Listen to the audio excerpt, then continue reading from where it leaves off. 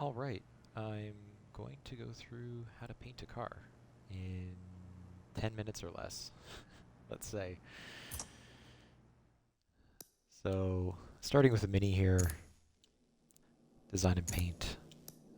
If you just go to paint car and check out the body, the manufacturer colors, I'll get into this a little bit later, but for the purposes of this tutorial, I'll just start off with a plain white car.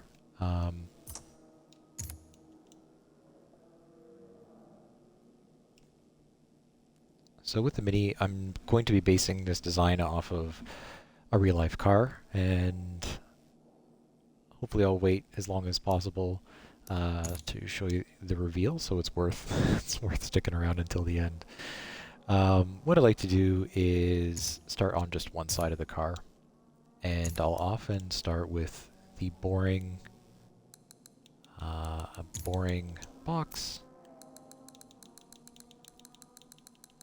And what this allows me to do is to see where the body joins are. So if I push down on the right thumbstick, you can actually get close, but unfortunately not too close. So against the white body, you can see quite clearly that the side here is going to be a little bit annoying to join it up. You can also see the front where that line is, and the rear should be pretty simple. With some cars like the LMP cars and things like that, oftentimes you'll find areas on the car where the design will get awkwardly placed, and you want to avoid that as much as possible. So with this layer selected, I just hit X, and I can change the color.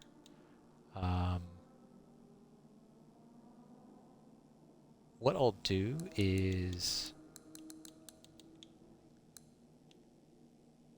I guess I'll just leave this layer. We'll do orange for now. I like to work on just the one side, and I start with any stripes or major layout details first. Then I do usually the number or any large sponsors, and then the last thing I do are the minor sponsors and like any details and things like that. So one of the big things that I can recommend is trying to work with really basic shapes and thinking of a design from a bottom up, like you're building layers of a cake, I guess. So here I have just a basic rectangle that I stretched out. I'm going to duplicate this and move it up. And I'm actually going to cut the size down quite a bit. Keep moving it up. And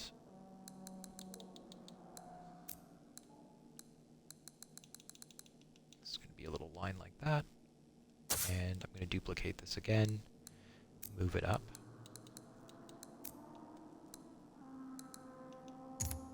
And make a line like that. So you'll see here that these three lines here that are related, so I can group them, and I'll leave this layer just floating there like that. So with these lines grouped, I'm going to be copying them to the front and back and to the other side, but I will not be doing that just yet. And you'll see why. The next thing I'm going to do on this Mini, it's a small car, so I want to do a number plate, but I'm already looking at the shape they're giving me here, and I'm seeing that the corners have a really, really large radius. That's kind of ugly, and I just don't like that radius. So what I'm going to do is make this small, and I'm going to leave that there. I'm going to copy it, I'm going to move it over, and go back into the second shape that I've made and change it to stay boring square. So with this square, I can now go like that.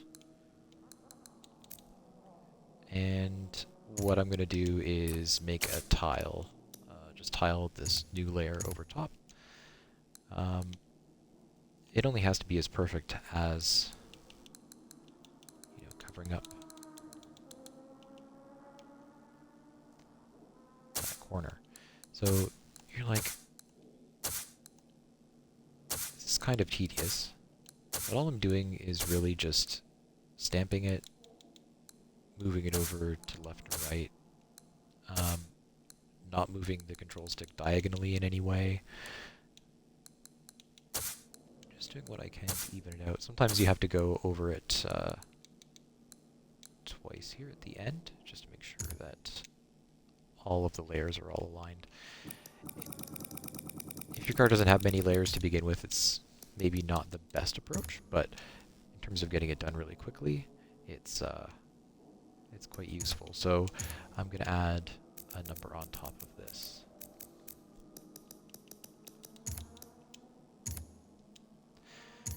Now, what I like to do is, if you have something like that where you need to make it smaller or larger, if you select a layer like this with the right trigger and then go to position, you actually get much finer control over the overall size, and it keeps the width and height the same. So you don't have to worry about it being out of proportion. So I'll add that number 2 into there. And I can go ahead and link those 2 layers. Next thing I'm going to do is I'm going to show you a few different ways of adding decals. So I'll add a manufacturer decal. These are nice because you can just add them anywhere, and the width and height stays the same all the time. They're super annoying though, because you can only really use a certain number of them. Here in the curated groups, I'll just pick HKS. It's a huge logo. I'll place that down here. And then what I'll do is search for a logo.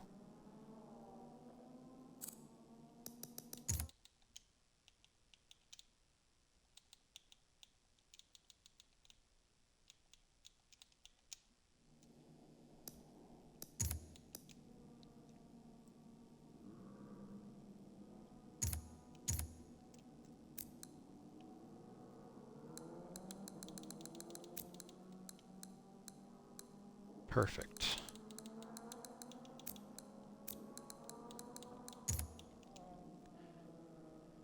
All right. I want to show you something else here with placing logos. So you'll see that these have multiple colors. I like to grab logos just in case I'm going to need them later. So even though this logo is going to be going on the front, because I have the search already done, it's just much faster to tab over here to the search and grab that.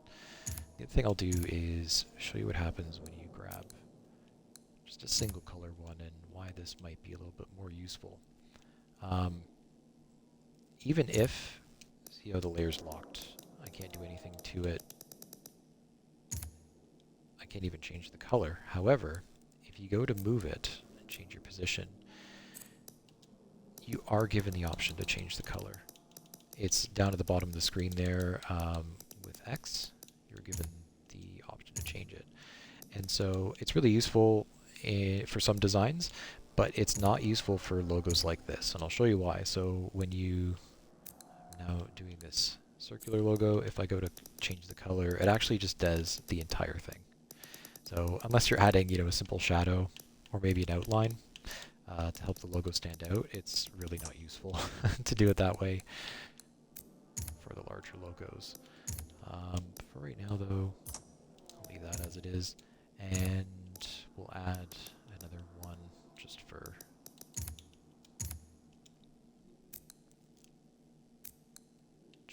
looks.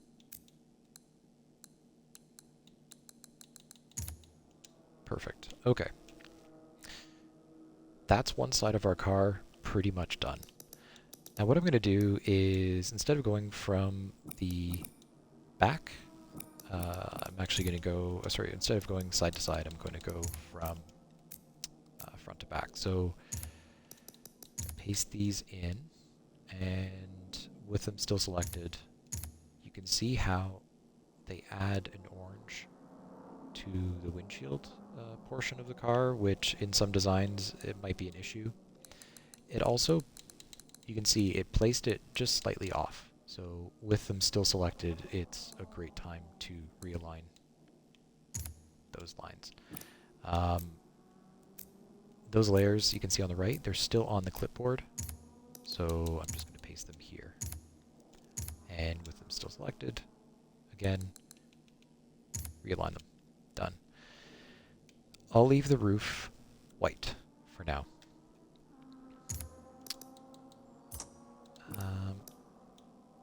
Now what I'd like to do is grab this Pennzoil, this number 2, and say the Mini logo, and I'm going to copy them, and I'd like those on the back of my car. All the hours I spend, I still get confused with which way to go when I'm tabbing between the different sides of the car. So here I'm going to take the Pennzoil.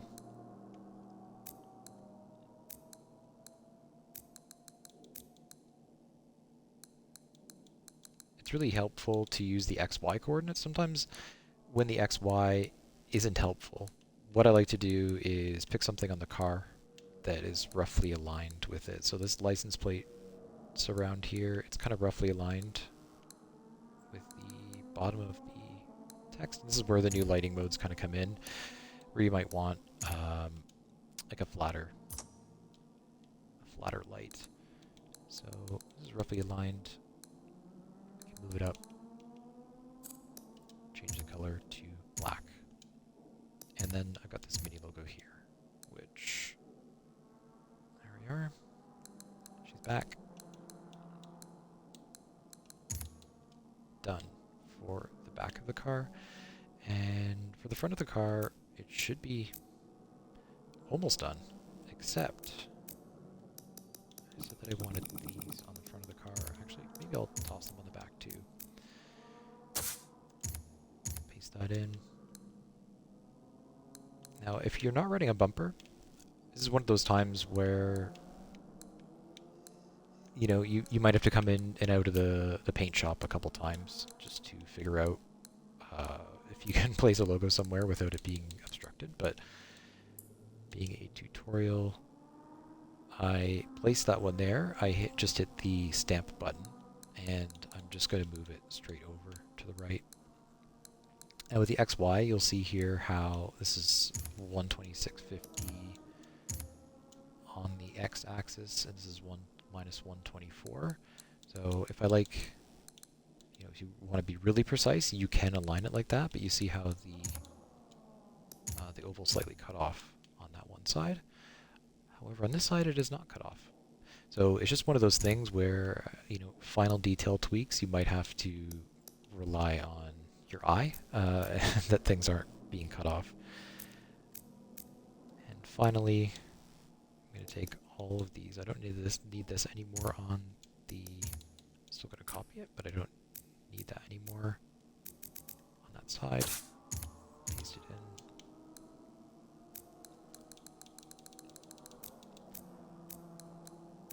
Put that at a slight angle like it's a bumper sticker.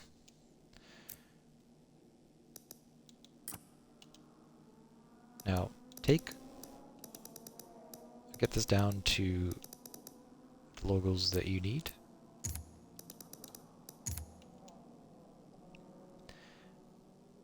Now you'll notice, as soon as you insert it from the other side, everything is slightly out of alignment.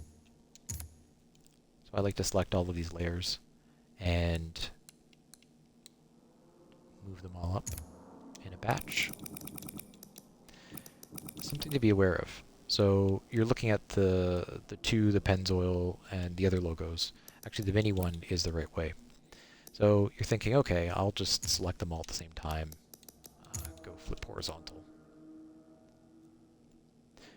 What happens is the flip horizontal works from the center of the items that you have selected. So if you select a bunch of logos and layers from the front and back of the car, it's just going to average those out, and it's going to flip them So you're getting the two, displaced right across the car. So to avoid this from happening, I'll flip these back, and you have to do them one at a time. That's the secret.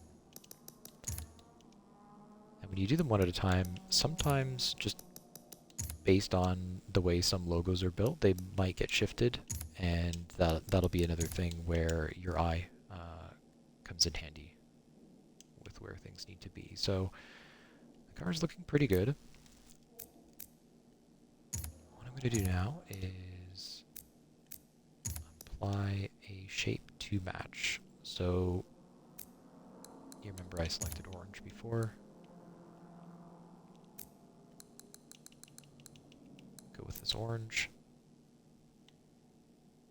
and I'll add it there. You're going like, oh, well, this orange is not the right orange. Or like, I want this to be teal. So the reason I built it like this is so that changing the color of the car is actually very, very straightforward. You can just go in, literally pick any color, and all the underlying layer will get updated. This is even better, though, because if you're fine-tuning something and you want, like, the perfect match to, your Pennzoil yellow, you can set it on the one side and go back in, change color, go over to previous colors, update it to exactly what you need.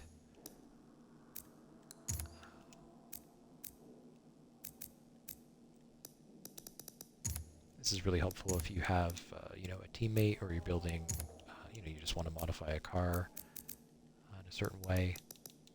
Maybe change the color down the line. It's a great way to do it. The final thing that I'd like to show you is another little nice trick that can really make your design stand out. So I changed the color of that. But what I'm going to do is go create mask from current layers.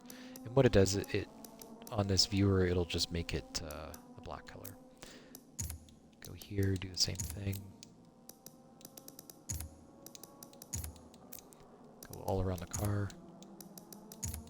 Turn this into a mask. So now our car is white, because that is the original color that we had specified for the car. I'm going to save to the current car. This is where you can save it to your design catalog. I recommend, obviously, if you've done this much work, definitely save it the first iteration of your design so that you don't lose everything.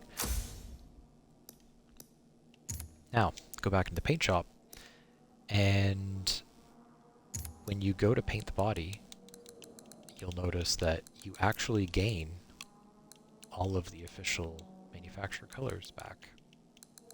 So if you want like a retro look and you want the retro colors, you can just do it this way. It also works for any of the matte colors. You can fine-tune these colors to your heart's content and get something that maybe looks a little bit newer or older than you would otherwise have been able to get. The other thing that this opens you up to be able to do is if you go to the advanced, you can do paint group 1. And maybe this is you manufacture your puce color. Paint group 2, I believe this is just the roof. Yeah, so you can do the roof. Maybe for this one, you're like, oh, well, it'd be really, really cool if I did, my camo color. And then you can also take the hood and you can make that a nice matte black.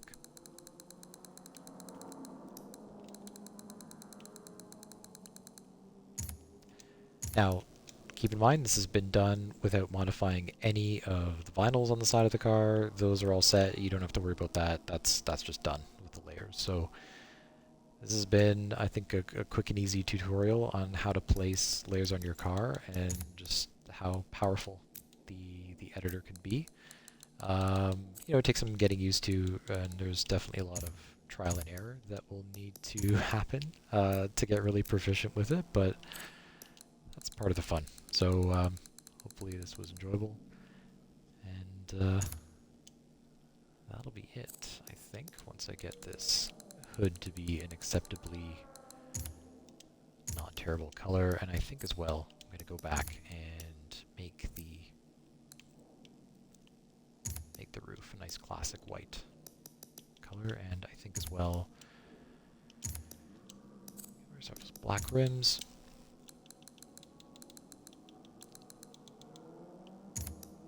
Perfect. Very sporty.